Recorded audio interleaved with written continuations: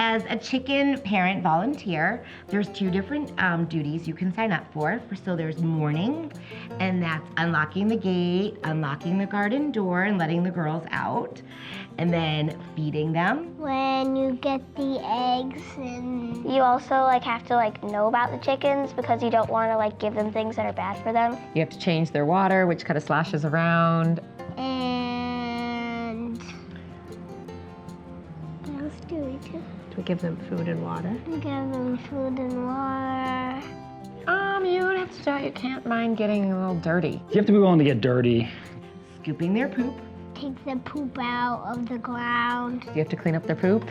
Stepping on poop and just being okay with that. Well, you have to be willing to do it when it's cold, not just when it's warm.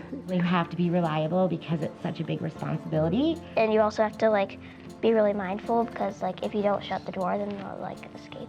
And you can't be intimidated by them. You can't be scared of them. Otherwise, you're not gonna enjoy it. I think you just have to like the chickens, honestly, to do it. You have to, want to make sure that they're well cared for.